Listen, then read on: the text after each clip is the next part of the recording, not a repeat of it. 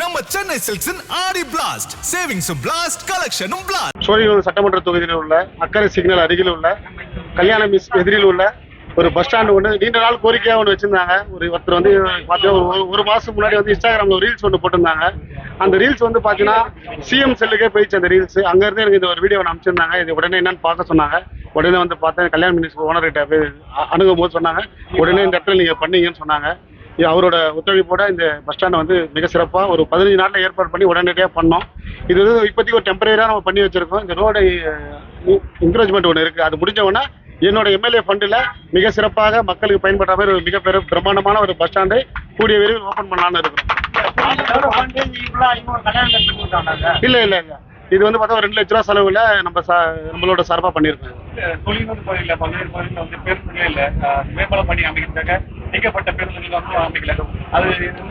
அது எல்லாம் மெட்ரோ ட்ரெயின்ன்றதுனால எல்லாத்தையும் ஓரம் வச்சிருக்காங்க.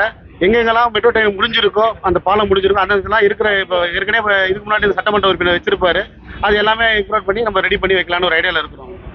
வாராவகம் பகுதியில் பல்வேறு இடங்களில் பள்ளம் நடுமா இருக்கு. சரியா மழைநீர் வடிகால் பண்ணிடலாம் முறையாக இல்லாமல் இருக்காது. அந்த ஜாயிண்ட் ரோடு ஒன்று இருந்துச்சுங்களா, அதனால மக்களுக்கு நிறைய பயனா இருந்துச்சு. இப்போ அது கட் பண்ணி நடக்கிறதுனால வண்டின்னு வர மாதிரி இருக்கு மக்கள். அந்த பாண்டியன் சாலை ரோடு அது வந்து செப்டம்பர் லாஸ்ட்டுக்குள்ள அது பிரிட்ஜ் ஓப்பன் பண்ண போகிறோம். அதுக்கான வேலையை பார்த்துட்டு இரவு பகலாம் பார்த்துட்டு இருக்காங்க. ஏன்னா அந்த பிரிட்ஜ் தான் மெயினான பிரிட்ஜ். துறைப்பாக்கத்துலேருந்து நீலாங்கரை வரதுக்கும் இருக்கட்டும், நிறைய சாஃப்ட்வேர் கம்பெனி ஸ்கூல் பசங்களாம் போகிற ரூட் அது மெயினான பிரிட்ஜாக இருக்குது. அந்த இதுலேயும் இந்த கூவம் ரோட்டில் வந்து பிரிட்ஜுகள் வந்து சிங்கிள் வே தான் இருக்கும். அதில் வந்து பார்த்தா 2 வேல ரெடி பண்ணி ஒரு பிரம்மாண்டமான ஒரு பிரிட்ஜை ரெடி பண்ணிட்டு இருக்கோம். அது செப்டம்பர் இறுதிக்குள்ள அதை ஓப்பன் பண்ணலான்னு இருக்கோம்.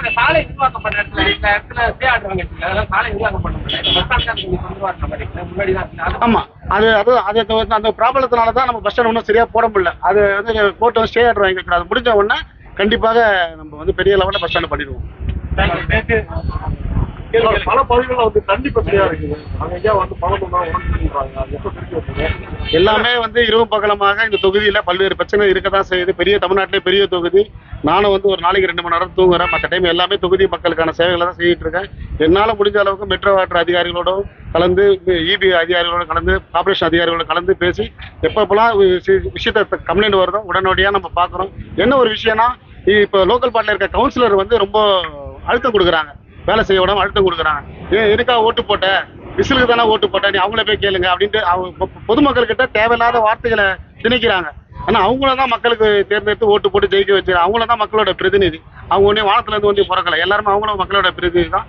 இருந்தாலும் அவங்க ரொம்ப லோக்கலில் எந்த ஒரு விஷயத்துக்கு போய் லோக்கல் பாடி ஒரு 92 வார்டுலேயே ஒரு சின்ன பிரச்சனைனா அந்த லோக்கலோட கவுன்சிலர் தான் போய் சொல்லணும். ஆனால் அவங்க போகும்போது எனக்காக ஓட்டு போட்ட, நீ போய் அவங்கள போய் கேளு அப்படின்ற ஒரு வார்த்தையே வரக்கூடாது. எல்லாருமே மக்கள் பிரதிநிதியாக இருக்கும்போது சரிமா நான் பண்ணுறோமா அப்படி அணுகணும். அப்படி அதை விட்டுட்டு தேவையில்லாத வார்த்தைகளை பேசுகிறாங்க. இன்னும் 6 மாத காலம் தான் மாற்றம் மாறும். மேடையில பேசிருந்தீங்க தாவைக்கு அல்லாதவர்கள் வந்து தாவைகள் வந்து விலகி திமுக சொல்லியிருந்தீங்க. அது நீங்கள் பார்த்தீங்கன்னா நீங்கள் வந்து ஒரு புழுதி வாக்கத்தில் ஒரு 10 பேர், அதில் ஒரு நபர் தெரியும் நம்மளுக்கு. அவங்க வந்து பார்த்தாங்கன்னா என்னை வந்து எலெக்ஷனுக்கு அப்புறம் வந்து என்னை வந்து பார்த்தாங்க. எனக்கு ஒரு துண்டு ஒன்று போட்டாங்க. அவ்வளோதான், கட்சியில் ஜாயின்லாம் பண்ணலாம். துண்டு என்னை பார்த்தா ஒரு சில பேர் வார்த்தை சொல்ல வருவாங்க. அது மாதிரி வார்த்தை போட்டாங்க. அதுக்கப்புறம் என்னோட நிர்வாகிகளோட சேர்ந்து ஒரு 2 பிட் நோட்டீஸ் கொடுத்துருக்காங்க வீடு வீடாக போயிட்டு.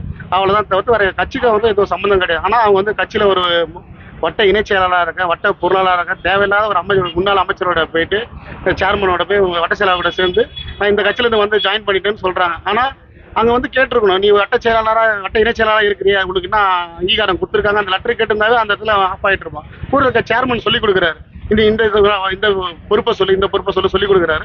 இதெல்லாம் முற்றிலும் அவதூறு பரப்புறதுக்கோசம் பண்றாங்க.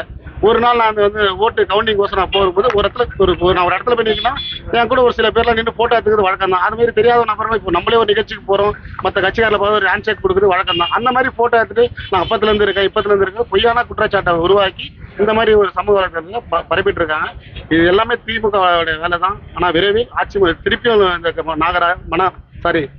மாநகராட்சி கவுன்சிலர் ஊராட்சி மன்ற தேர்தலை தளபதி முதலமைச்சர் ஆசீர்வாதத்தோட வெற்றி பெறும். மக்களுக்கு இன்னும் இறங்கி இன்னும் என்னென்ன ஒர்க் பண்ணுமோ எல்லாமே ஒர்க் நல்லா சிறப்பாக செய்வோன்றதுல தெரிவிச்சுக்கிறோம். நம்ம சென்னை சில்க்ஸின் ஆடி பிளாஸ்ட் சேவிங்ஸ் பிளாஸ்ட் கலெக்ஷனும்